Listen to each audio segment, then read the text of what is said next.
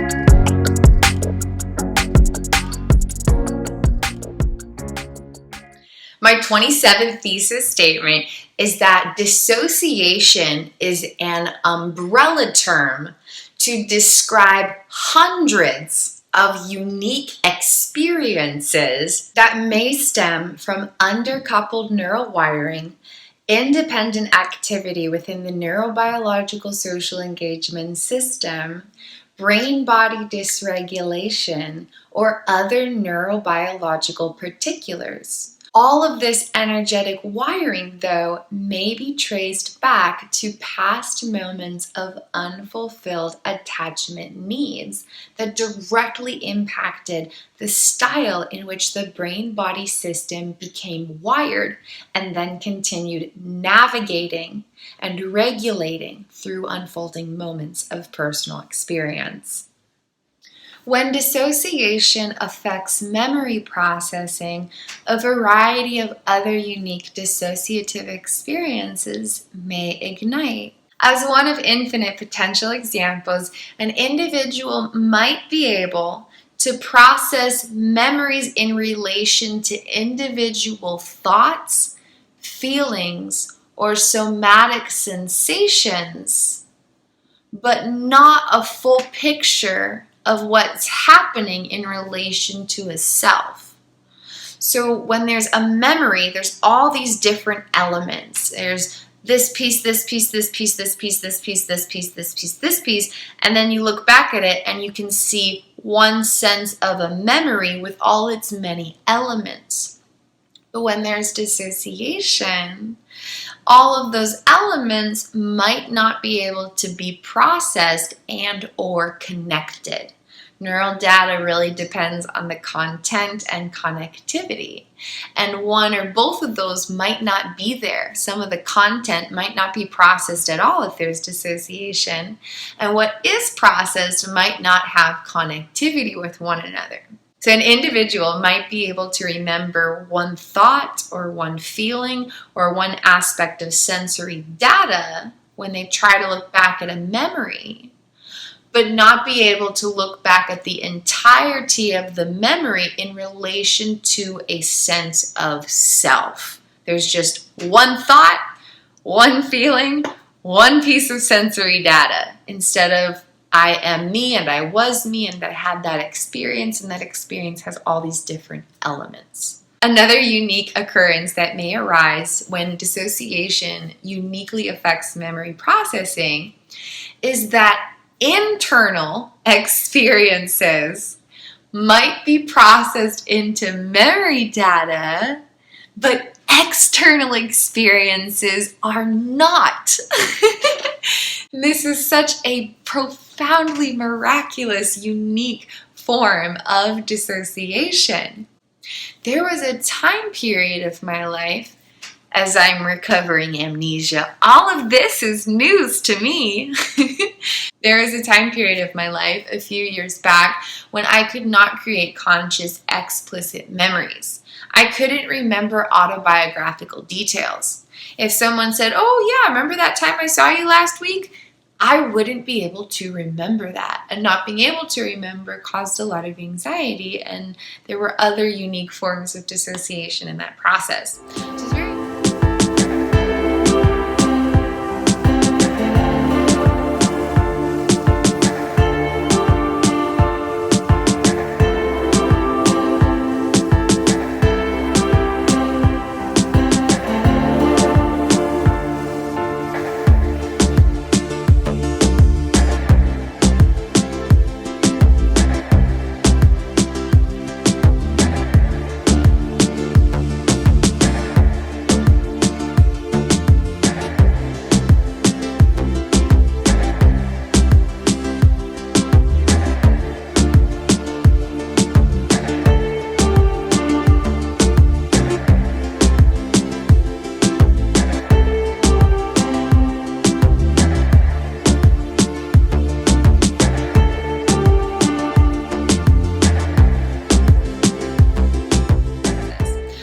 anxiety provoking to not be able to remember what happened 5 minutes ago, what happened 5 hours ago, what happened 5 days ago, what happened 5 weeks ago.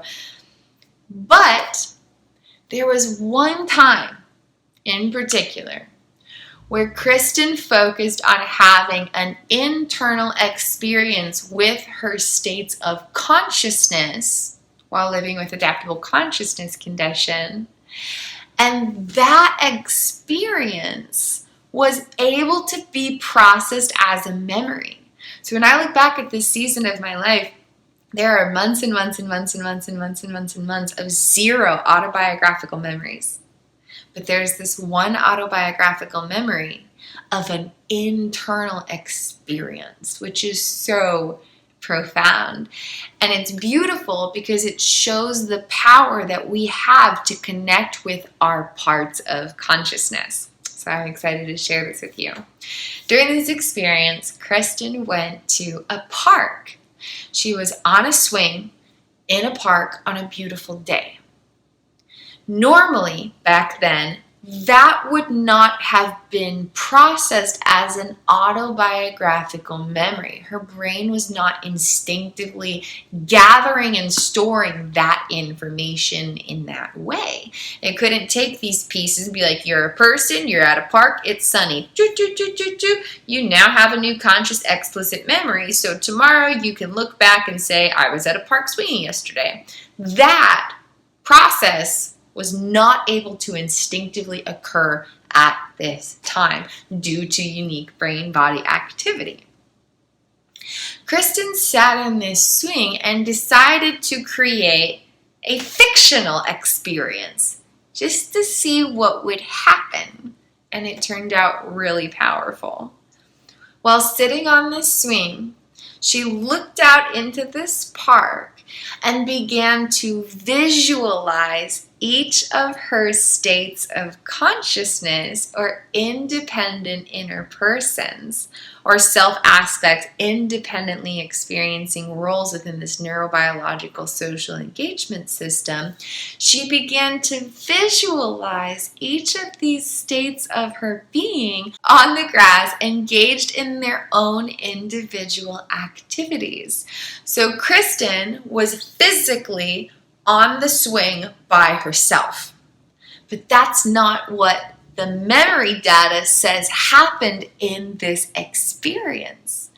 Kristen projected an experience, and that internal projection was stored as neural data in relation to explicit autobiographical memories, which is so profoundly miraculous and unique. Really reveals the power of our mind. So Kristen sat on a swing, and looking out, it was just empty grass and a tree. But the memory data I have of this experience shows infant Kristen right there, and toddler Kristen right there, and another little Kristen right there, and another little Kristen climbing the tree, and teenage Kristen playing her guitar. And there's all these different aspects of Kristen on this grass, each in their own state of physical experience. So Kristen, who's a grown adult body on this swing, but the memory tells me that I was seeing toddler Kristen, infant Kristen, this other little Kristen, this other little Kristen, this teenage Kristen. That I was seeing different physical bodies resembling Kristen from different periods of neurodevelopment. And each state of consciousness is engaged in their own activity based on the neural data that they were connected with, revealing their styles of priorities and preferences. And so what infant Kristen was up to was different from what teenage Kristen was up to. So in this experience, what was actually happening was Kristen was on a swing by herself at the park. But the neural data tells me that I was swinging while watching other aspects of Kristen playing at a park. Because Kristen stimulated a style of internal experience to connect all of her self aspects in one moment and honor the individuality of each of her inner persons. And in that process of creating an internal experience of connection, it held so much power that it stimulated a new autobiographical memory even when Kristen's brain and body were not typically capable of that capacity during this time, during this season of her life. While this unique style of dissociative memory processing may stimulate challenges functioning in the external world, it also can create so many potentials for internal healing, connection, and loving liberation as parts of consciousness or aspects of self-essence rally together and stimulate healing moments from within. Self-hypnosis is a great example where the external world is shut off and internal experience becomes all there is, and then parts of consciousness can learn to work together. As one of infinite examples, some of my clearest conscious explicit memories from 2018, one of the only things I truly fully remember clearly, is having meetings with my inner persons in a large, beautiful dining hall. And there was like white marbly flooring and ceiling and walls. It's a really big, expansive dining room, and it was in the downstairs of like a 3-story mansion, and it was like this really beautiful mansion. And I remember everybody would come running down from all their bedrooms and meet in the entryway, and then together everyone would walk in and sit down at this super long dining room table in this really big, beautiful room on the first floor of this mansion, and everyone would go around and share what they'd been experiencing and how their day was, and some victories and some challenges they might have been facing. And all of the inner persons would have these interactions because aspects of consciousness didn't have instinctive connectivity due to independent activity within the neurobiological social engagement system or unique order of neural wiring, because the brain and the body were surviving traumatic stress and there weren't neural connections so that everyone and every aspect of neural wiring could instinctively connect and collaborate and communicate. So there had to be these steps taken to create manual connections between the aspects of self flowing through this miraculous brain-body system. Another example was having meetings at an outdoor campfire. And so there was this campfire, and then all these different inner persons were around the campfire, and there was all kinds of amazing campfire experiences. And those experiences only ever happened inside of my imagination. They never happened in the physical world, but they're some of the only autobiographical memories I have from 2018. And it's a miraculous phenomenon to be able to create internal memories with self aspects. And so when dissociation is disrupting memory processing, even in the thick of these occurrences, there's still hope for the self to come together from within and create experiences that can provide healing from within. So unique forms of dissociation can affect memory in infinite ways. And there might be times of life where internal aspects of experience are processed into memories, but external elements of experience are not processed into memories. And this can take lots of different shapes and forms and manifest in so many different unique ways. But when there's any kind of dissociation, the way that memory data is being gathered and stored can be really unique and create different kinds of personal experiences. There are so many unique infinite potentials for how dissociation can impact memory processing and storage, which impacts the way that memory data ignites internally beyond awareness and impacts navigation and regulation. And it can affect the way the consciousness has direct access to information within memories. So it can affect everything unconsciously, way beyond awareness, and or consciously within awareness.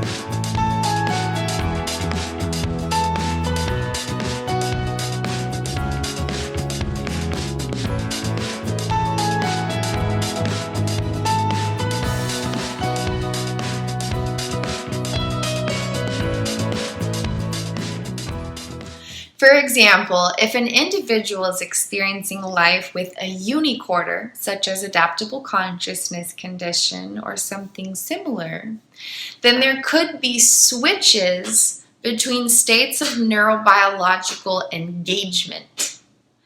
And then neural data gathered in unfolding moments stores memories independently rather than with fluid neural connectivity. So for example, if an individual is switching between inner persons that have amnesic barriers, and these switches are occurring every 30 seconds to 2 minutes, then every 30 seconds to 2 minutes, the neurobiological space that is storing new memory data changes. And then all of these pieces gathered from 1 hour don't have neural connectivity. And so the self can't reach back in and know everything that was happening during that 1 hour because the neural data has no connections.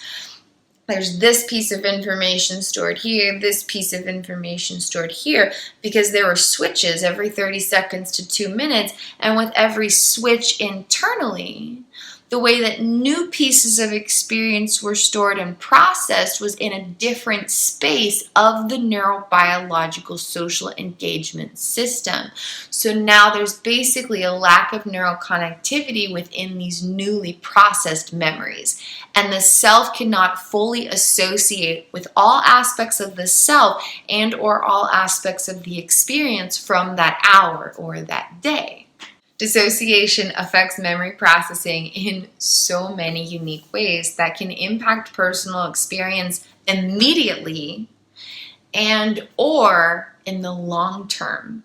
There could be difficulties in everyday life if you can't really remember what's been happening the past few hours. Or in other types of situations, there could be battles down the road because the self here can't fully connect with all the memories here. There could be so many different unique ways that dissociation impacts memories. And because memories provide navigation within the unconscious body-mind, it can affect personal experience in an infinite myriad of potentials. For example, when Kristen was experiencing this unique style of neurobiological activity a few years ago, she kept trying to start writing a book. She would get 20 to 30 pages into typing these ideas for a book, and then take a break or take the rest of the day off. She would come back to the book just a few hours or a day later. So it hadn't been a whole bunch of time. It's not like it was a project she left for 2 years and came back to it or anything. It was only a few hours, maybe a day later. She would come back and she would look at the 20, 30 pages she had typed, and she had absolutely zero memory of writing any of it. And that caused so much overwhelming terror and anxiety that she would start writing the book over from scratch because that was easier than trying to pick up where she left off when she didn't remember writing it. And she would go, and it was still the same idea and the same concept, and even came out in similar words. But she had to start writing the book over from scratch because she didn't have any association with the draft that was started because there wasn't neural data to tell her about it because of how thick the dissociation was while typing these ideas. Dissociative amnesia may manifest in an infinite myriad of ways due to how complex its neurobiological structures are. To overly simplify these concepts, though, we'll explore this. Memory processing and memory accessibility are both state dependent, which means that the way that new moments and new experiential elements are energetically transmuted and become pieces of neural data stored in our brain and our body, and the way that the unconscious body-mind can access that data and use its information. So memory processing and accessibility, both of those are state dependent.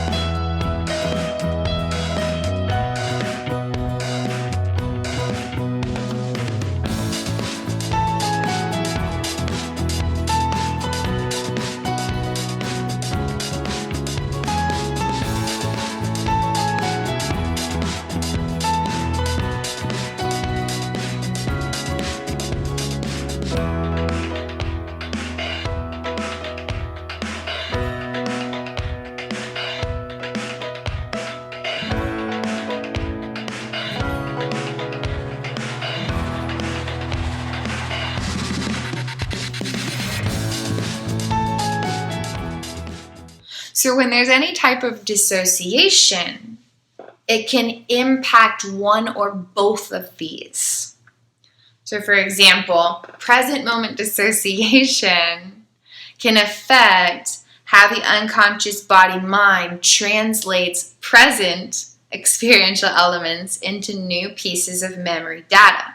Dissociation may disrupt memory processing regarding content and or connectivity.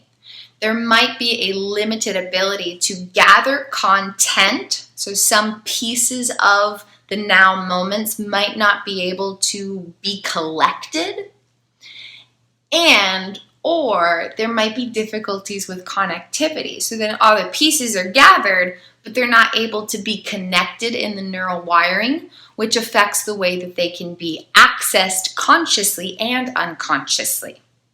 Simultaneously, dissociation affects how the unconscious body-mind can access memory data, which affects life consciously and unconsciously. When dissociation affects conscious memory accessibility, there might be difficulties navigating everyday moments, such as the ability to remember your phone number or your address or your social security number.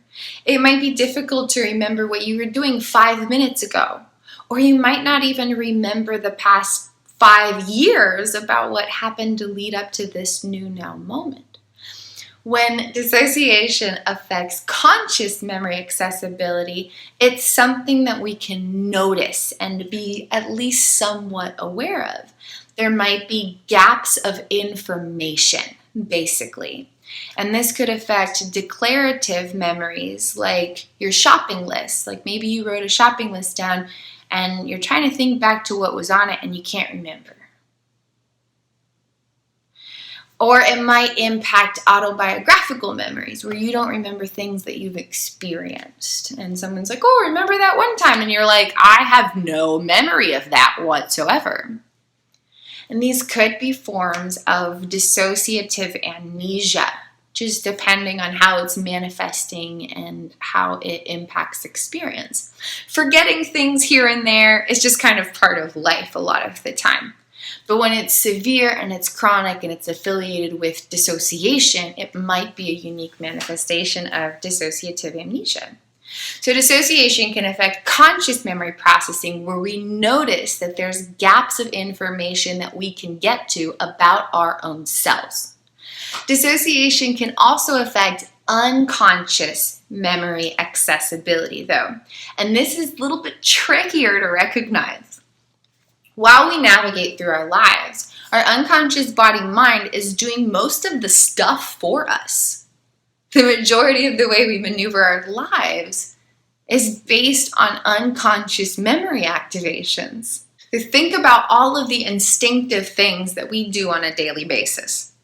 When we shower, when we brush our teeth, there's action patterns we move through. Do you look at a toothbrush and you're like, not sure what this is or what to do about it? Or do your hands automatically go through a motion of picking up the toothpaste, putting a little dab on the toothbrush, maybe putting some water on it, just depending how you like to brush your teeth. And then you go through a process of having the toothbrush go back and forth in different regions of your mouth for different periods of time. The unconscious body-mind maneuvers those moments based on neural wiring. Same thing with showering. When you get in the shower, how do you know what to do? You're like, there's water and there's walls, I don't get it. No, more likely, you reach for the shampoo, you go through a process of putting a dab in your hand, you lather it in your hair, you go through these processes.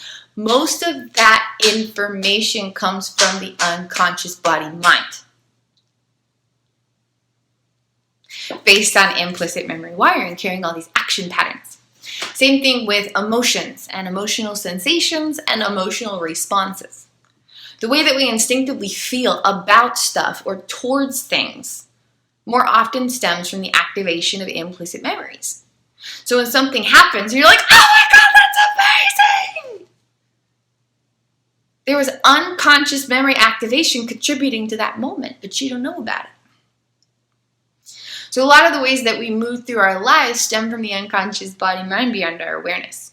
And so when there's a form of dissociative amnesia, then the way that the unconscious body-mind can access neural data to navigate identity and experience may be disrupted.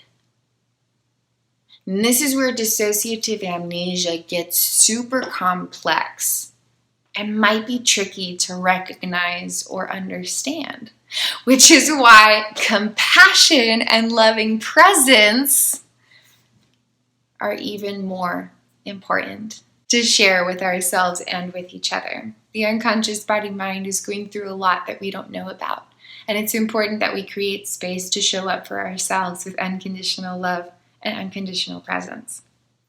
So when there's dissociation, in past moments where it affected memory processing, and or present moments that's affecting memory accessibility, then it can profoundly influence and impact and affect how the unconscious body-mind is able to navigate its own self and how that self can navigate life.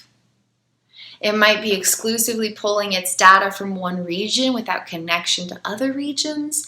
It might be pulling its data from all this intel that doesn't have any connections, and there could just be this constant feeling of anxiety, disorientation, and overwhelm that's completely inexplicable. There's so many different things that can happen. But to overly simplify this extraordinarily complex topic, memory processing, the way new memories are made, and memory accessibility, the way the unconscious body-mind reaches into that data, are both state dependent. And so past dissociation could affect memory processing that impacts the way memories are being accessed now. And or present moments of dissociation could impact memory accessibility even from past moments that didn't have dissociation. So it's kind of a double whammy. If there are past moments of dissociation, it impacts the memories that are stored. If there are present moments of dissociation, it affects the way those memories are accessed and the way new ones are created. So memory processing and accessibility are both state dependent. And so, for example, I found a video where Kristen from 2019, who is experiencing some profound dissociation, and I don't have conscious memories of these experiences, which is why I say I found a video of it. She was explaining that there were very rarely moments of lucidity where lucid memories could be accessed. Most of the time there was dissociation, so memory accessibility was profoundly impacted. And then when there were lucid moments, a lot of times there was only access to dissociative memories. So it was very rare that Kristen in 2019 was in a lucid state, able to access lucid memories or fully processed memories. So memory processing and accessibility are both state dependent, and dissociation in past or present moments can impact those processes and create an infinite myriad of effects where there may be conscious gaps in information and or unconscious gaps as the body-mind is navigating identity and experience beyond what we directly know about. As one of infinite potentials, I personally began experiencing dissociative amnesia when I was very young. Unique order of neural wiring began developing when I was a child, and the way that memory centers developed independently in relation to my autonomic nervous system peaked during early adolescence. So in the years preceding teenagehood, the way that my unconscious body-mind was storing its intel involved divergent neurodevelopment where independent memory centers were sculpted in relation to the autonomic nervous system. And this references the polyvagal theory, and you can explore more about these ideas of uniquarters and adaptable consciousness condition as one example of a uniquarter in theses number 7 and number 10. And I also explore these concepts in my spectrum of dissociative states, which describes 9 different states that may develop in any type of uniquarter or similar neurobiological miracle, where there's this system, the autonomic nervous system and affiliated brain-body structures, and different states of neurobiological engagement develop to stimulate unique experiences for aspects of consciousness.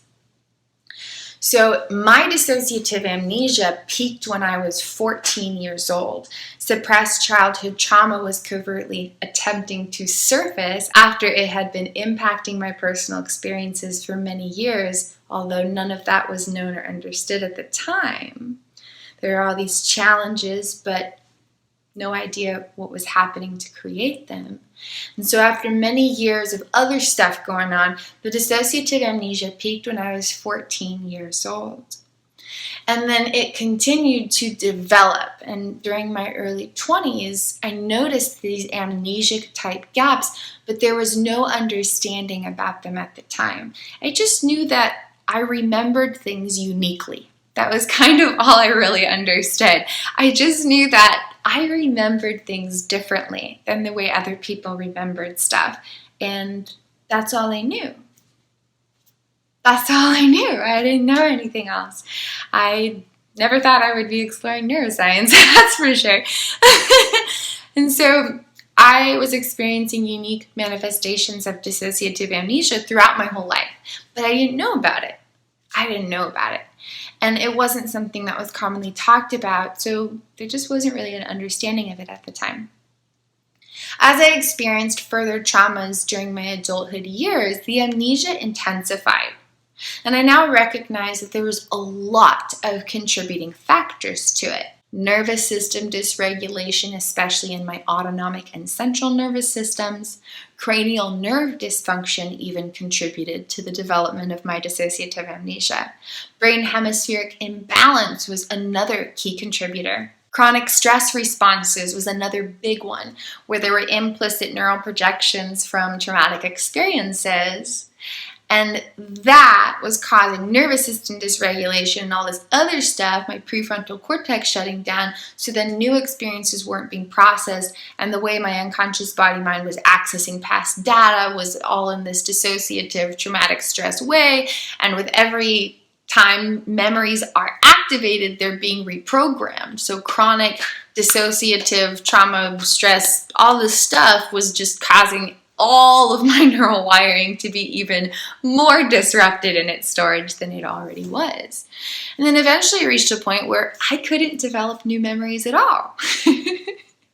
So that was a super unique time of my life. And it wasn't necessarily something that was new. There had been periods in my life, including during high school and my early 20s, where there would be a 6-month window or a gap where I couldn't really make new memories completely. It was always in bits and pieces because I was in this constant state of dissociation.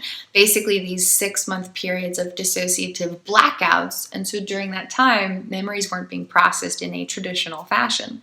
So it wasn't necessarily something that was new, but it peaked to an especially paramount point in 2017, and I completely lost the ability to create new memories. The dissociative amnesia had been gradually worsening for many years before that, though. It wasn't something that just happened. It was something that had been building up for a very long time, and there was a very vast amount of contributing factors. It wasn't just one thing. It was a lot of different complex things inside of my brain and my body that was happening beyond awareness and that I didn't have an understanding of at that time. Another contributor was chronic dissociative switches, and that was also impacting the way that my unconscious body-mind was processing and storing and accessing memory data.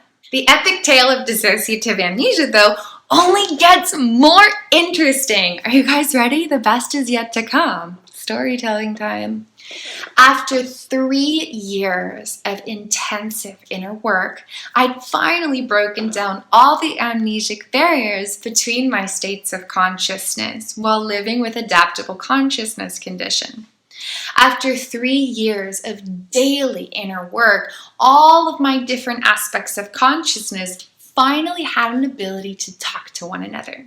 During that season of healing, I also took steps to reconnect my mind and my body, which, profoundly enough, involved processing and energetically transmuting several thousands of pieces of disintegrated implicit memories. Thousands. It was literally thousands of pieces of memory data from past traumas and associated trauma responses that had to be transmuted to gradually reconnect my mind and my body. And there's other things that happened during this process as well. There's this very complex, great expansion of love or trauma recovery where all of my neurobiological structures had to be totally reshaped from the inside out for me to be me here now. So during that season, I could not create new conscious explicit memories. I'm still going back and looking at all the incredible videos that Kristen created during these unique seasons of healing to see what has led me up to where I am today. But here's the most astounding thing that I will forever be baffled and amazed by. After all of that, after all the years to break down amnesic walls, after all the many months to reconnect my mind and my body, after all the work to transmute all of the data from all of the traumas and all of the associated trauma responses, after all of this work, after all of this progressing through final stages of halted neurodevelopment, then I finally started to gradually be able to create new conscious explicit memories. But I had zero access to any of my autobiographical memories. I had no memory of the first 25 years of my life. And I didn't even realize it until I was driving my truck before selling it, and I was like, oh my God, I was like a real person once upon a time. I'm driving this like, wait a second, I'm like a person. Because until then, all I had access to is implicit memory fragments from these years of intensive trauma recovery, where there were no autobiographical memories. It was just fragments of implicit data from traumas and dissociation and trauma responses and trauma recovery and all of this.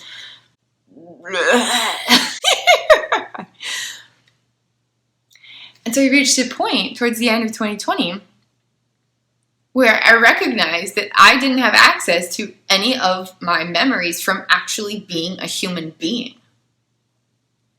I didn't have any memories from the first 25 years of my life. I didn't have any memories that told me I was Kristen. I didn't have access to any memories who told me who I was, what I enjoyed doing, any of the stuff that we associate with ourselves. Like, you have a favorite food, you have a favorite route you like to walk, you've had these friends, you went to this school, you've had these experiences, you've done this, you tried that and you succeeded, you tried that and you failed. All of these things that influence who we are, I didn't have access to any of that neural data. But here's the even most astounding and profound thing. All of the data was still there. It just didn't have connections. Chronic dissociation over the years had basically caused all of the data to kind of be broken off from one another. Like, there's all this data, but then it's like, oh, let me just snip that neural connection. Now the data's still there. It's just not connected. So here I am, many months later, and I've regained almost all of my memories from my life. And they're all organized in association with my neurobiological social engagement system influencing one state of consciousness rather than 24, which is what it was just a couple years ago. So all the data was still there. I just couldn't get to any of it because of a unique form of dissociative amnesia.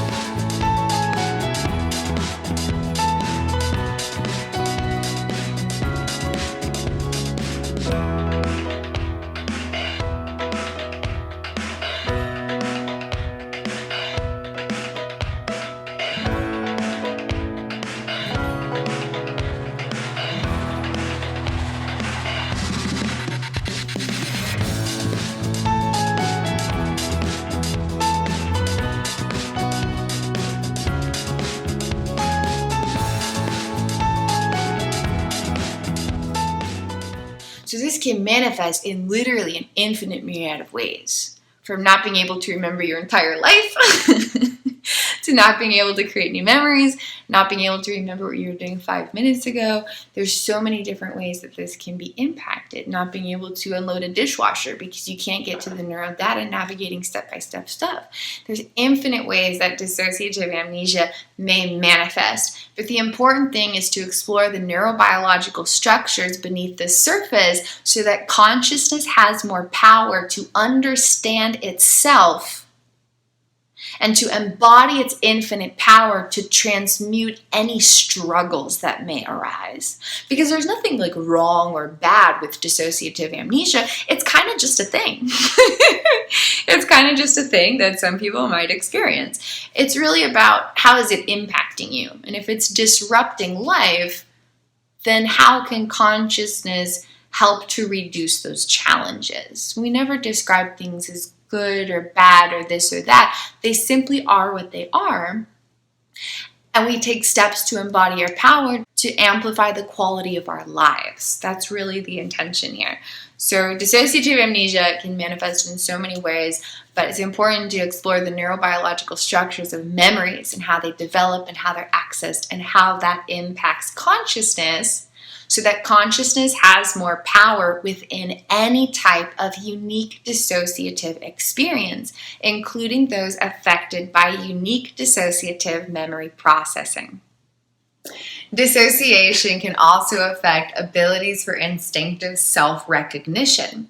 Our abilities to recognize ourselves, whether that's in a mirror or when we're looking at pictures of ourselves, that instinctive capacity depends on neural content and connectivity. And if there isn't neural connectivity, or the content of that data is associated with traumas and there's difficulties associating with the self in a way that feels safe and loving, then there may be unique dissociative experiences when trying to recognize your own physical self. For example, when I was encountering this miraculously unique form of dissociation, I would look at my face in a mirror and see completely different people on each half of my face. This half of my face looked like a person, and this half of my face looked like a completely separate person who was very different. Totally separate person, no connection between the person who is here and the person who is here. And that separate person looked very, very different. It was basically like I was seeing two completely different people. If you look at two different human beings, And you're like, clearly those are two people. It was with that form of clarity. When you see two individual physical separate people, you're not like, is there actually just one person and my mind's playing tricks on me? No, like you're like, there's two people there. It was with that profound level of clarity that I was seeing two completely separate people on each half of my face. They didn't have connections, and they looked very different from one another. Another way this unique form of dissociation manifested was looking at pictures of myself from different years of life and seeing different people rather than seeing one person from different periods of life. Because there's all this data in the neurobiological social engagement system affiliated with all these different roles from every year of personal experience, and none of that data had connectivity. And so the information that helped me recognize myself as a baby, and the information that helped me recognize myself as a toddler, and the information that helped me recognize myself from elementary school, etc., etc., etc., etc., throughout all these different periods of my life, that data didn't have connectivity. So one aspect of consciousness would hold self-recognition for this picture or this year of life and this aspect of me. And a different aspect of consciousness would have connectivity with neural data allowing self-recognition from this other time period of life, etc., etc., etc. So when I would look at pictures of me from different years of my life, I would literally see different people. So rather than experiencing one sense of a person who could recognize all these different periods of life in relation to the self, there was this ability to look at pictures from different time periods of life and see different persons based on how parts of consciousness were experiencing unique independent automations within the neurobiological social engagement system. A very profoundly miraculous, wondrous form of dissociation, rather than looking at one person from different periods of life. There might be an ability to actually see different people because of how dissociation is impacting instinctive abilities for self-recognition. Another way this manifested was not being able to recognize myself in a mirror at all. If I looked in a mirror, I could not see the self that I was. Zero abilities for self-recognition. And that can create some very uniquely terrifying sensations because the distortions of stimulus processing and being unable to associate with your own self can create all kinds of unique forms of anxiety. Other times, I would look in a mirror and see a version of myself that was not the me in the present day. Sometimes I'd look in a mirror and instead of seeing a woman in her 20s, I would see a 10-year-old girl.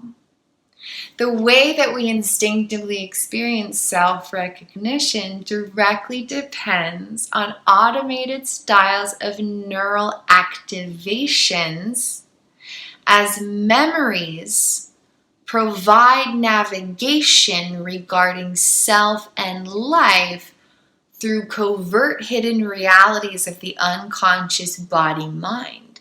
So our abilities to recognize our own self depend on neural content and connectivity. And if that stuff just ain't there because of past and or present dissociation, then there may be reduced, distorted, or unique forms of self-recognition. If I look in a mirror and see a 10-year-old girl rather than a grown woman in her 20s, then I can recognize that neural data from age 10 is how my unconscious body-mind is navigating itself And that data is activating independently of other data gathered during more recent years, where my unconscious body-mind understands its sense of self in relation to who it is now. As dissociation impacts memory processing, storage, and accessibility, it holds infinite potentials to impact instinctive or innate capacities for self-recognition, because self-recognition involves navigation within the unconscious body-mind, which depends on how neural activity or brain-body operations are stimulating personal experiences for parts of consciousness.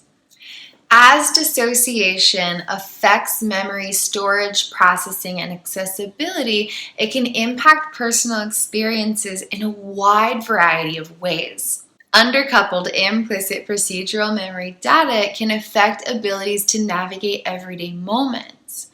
For example, when unloading the dishwasher, it seems like a very simple task that anybody can really easily do, right? There's actually a deeper reality to these experiences. Being able to unload a dishwasher actually involves millions of miracles in our unconscious body-mind. And when those miracles are disrupted from a form of dissociation, then abilities to navigate everyday moments like unloading a dishwasher may become disrupted.